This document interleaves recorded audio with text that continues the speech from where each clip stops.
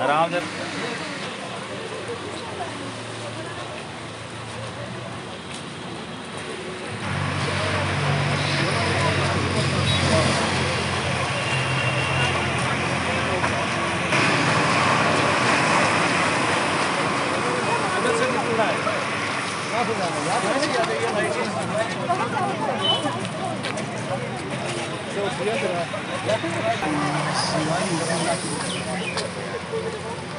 मुझे नहीं करना है।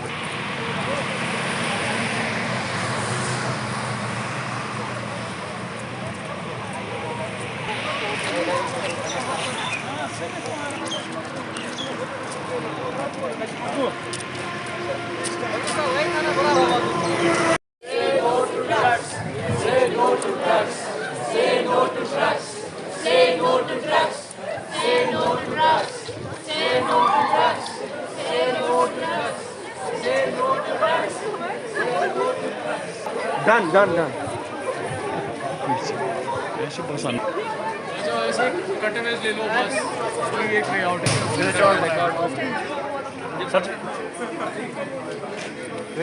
Institute of Medical Sciences, Lavipura. We are here organizing a camp against the drug addiction among youth. Basically, we have a college where we generally teaches youth. That is why we are here to organize the drug addiction program, so that we can create awareness in the students regarding the bad effects of the drugs, particularly from the medical point of view. That is why we have gathered here. And to just keep a look upon the young generation who are being involved in this problem. In every particular aspect, drugs are very harmful to the human beings, particularly the young generation. As far as medical sciences are included in this, it affects your brain, nervous system, your general development. And particularly when youth is involved in this thing, this can make the next generation very much, they will be unable to do the things in the future. There are very small things. If you find a small syringe, a white color powder, and your child's different behavior, if he likes to stay at home in a single room, do not want to mingle with the family, stays away, always away from the family, do not want to socialize, they always want to sit inside. These are the very common symptoms by which you can get up to know that your child is being involved in these drug addiction programs. Parents, because they have a keen observation on their children, that is why their observation can help in controlling the drug manic among children, among young.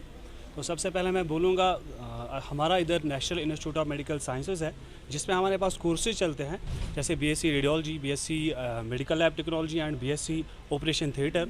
तो हमारा जो आज का मकसद है, actually हमारा मकसद है कि हम आज एंटी ड्रग्स डे सेलिब्रेट कर रहे हैं, तो जिससे हमें मैसेज पहुंचाना है यूथ तक कि कोई भी इसमें ड्रग्स में इन्वॉल्व हो, मैसेज पहुंचाना है कि प्लीज़ एंड प्लीज़ आप इन ड्रग्स से बचिए, ताकि आपका जो आपके फ्यूचर जनरेशन्स है वो बचे। एंड पर्टिकुलरली जो ये सोशल इविल है नाउअडेज़, तो इससे ऑलमोस्ट 85% ऑफ जो हमारे पास यूथ है वो इन्वॉल्व हो रहे हैं, तो उससे हमारे सोसाइटी पे बड़ा ही इफ़ेक्ट हो रहा है।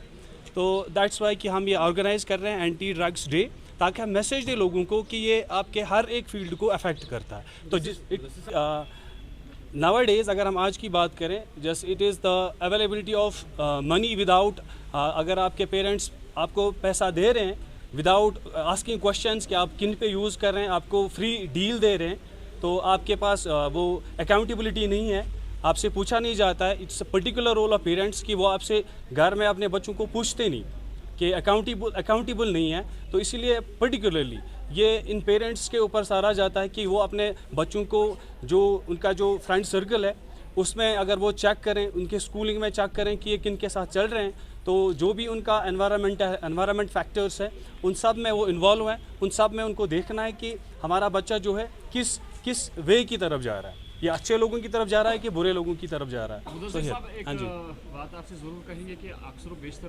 पेरेंट्स को इसका कसूरवार ठहराया जाता है। अगर ऐसा कुछ है कि सारा इल्ज़ाम पेरेंट्स पे आ जाता है, टीचर की भी एक जिम्मेवारी बनती है, क्या टीचर भी इसमें जवाबदेह हो सकता है? यस, बिल्कुल आपकी बात बिल्कुल सही है sir.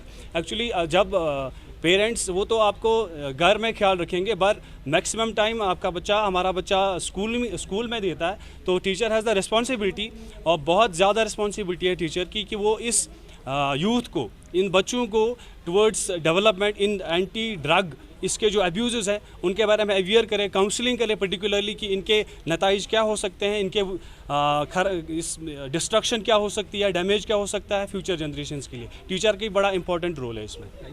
From BSc third sem, I'm pursuing here MLT.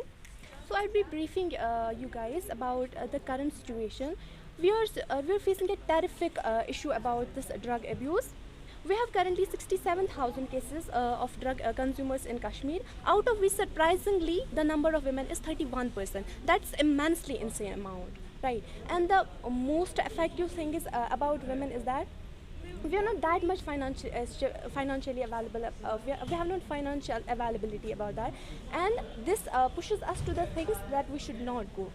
Right, जैसे जो लड़कियां होती हैं उनके लिए उतना ज़्यादा फाइनेंशियल अवेलेबिलिटी नहीं होता है, जिससे हम बहुत ज़्यादा बुरे कामों की तरफ जा रहे हैं, जिसकी वजह से मॉरल डिग्रेडेशन हो रहा है, मेंटल पीस अफेक्ट हो रहा है, जिसकी वजह से बहुत ज़्यादा सुसाइडल अटैम्प्ट्स हो रहे हैं। जैसे कि आपने देखा होगा, बहुत ज़्यादा सुसाइडल जो रेट्स हो रहे हैं वो बढ़ रहे हैं, बहुत ज़्यादा जो हमारी मॉरल डिग्रेडेशन हो रही है, बहुत सारे ऐसे केसेस हो रहे हैं जो नहीं होने चाहिए थे। This is all because of the peer pressures. जैसे हम कॉलेजेस में आते हैं, we are not taken care of correctly, like we are not given the correct information, जिसकी वजह से बहुत लैक होता है इन्फॉर्मेशन में, जिसकी वजह से हमारा बहुत डिग्रेडेशन होता है पीर प्रेशर्स की वजह से। Like you know we tend to look cool, जिसकी वजह से हमें लगता है sometimes we consume smoke, and this छोटे से अमाउंट से हम बहुत बड़े अमाउंट तक जाते हैं।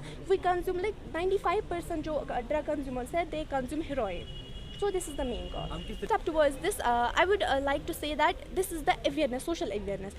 On the humanitarian basis, everyone is, we should be like, on the humanitarian basis, we should be like awareing everybody about the ill effects, about the things that are really affecting our morals, our character, and pursuing us to do things that we should not.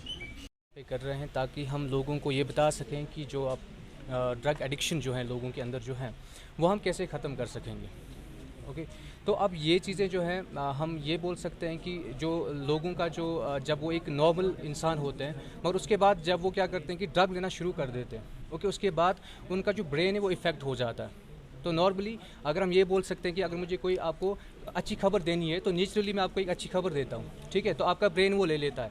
मगर जब इंसान एक अच्छा feel करता है वहाँ पे, मगर जब इंसान एक ड्रग लेता है तो उस ड्रग के बाद जब अगर उसको वो ड्रग नहीं मिलती है तो उसको वो एक फीलिंग नहीं मिलती है, उसके पास जो वहाँ पे थ्रेश होल्ड डोज एक होता है, जो डोज होता है वो उसको जब मिलेगा तो इंसान क्या करता है कि इंसान को फिर वो चीज़ें जो है करने में मज़ा आता है और वो ड्रग लेने की और कोशिश करता है उसके अंदर। तो अब ये जो प्रोग्राम हम कर रहे हैं इसमें हम ये बोलना चाहते हैं कि जो आप ड्रग ले रहे हैं ये ड्रग लेना आप बंद करें, ओके, ताकि आप जो आपकी न्यू जनरेशन्स है उनको आप प्रोटेक्ट कर सकें, और जो इन्वायरमेंट है उस इन्वायरमेंट को भी आप जो है वो आप प्रोटेक्ट कर सकेंगे इस चीज़ की वजह से। सर ये बताइए कि यहाँ पे सरकार ने एक अहम फैसला लिया है कि 25% जो है तालिब इल्म को मुफ्त तालीम दी जाएगी। ओके, क्योंकि कुछ तालिब इल्म ऐसे भी है जिन्हें घर में कुछ नहीं है, पैसा नहीं है, वो बच्चे भी इन्वॉल्व हो जाते हैं ड्रग्स में।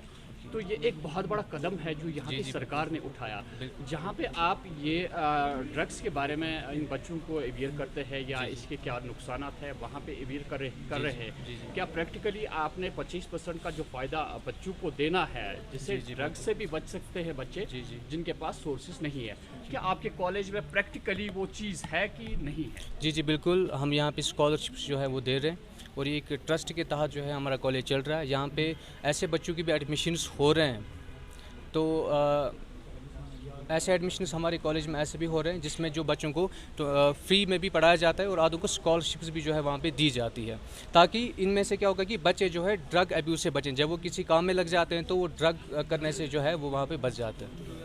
पास जो है 12 ऑर्फन्स बच्चे जो हैं वो ऑलरेडी जो है एडमिशन जो है उन्होंने यहाँ पे किया हुआ है, वो पढ़ रहे हैं यहाँ पे, और आगे भी जो है अगर ऐसे बच्चे हमारे पास आएंगे तो हम उनकी भी एडमिशन यहाँ पे करवा सकते हैं और करेंगे भी इंशाल्लाह।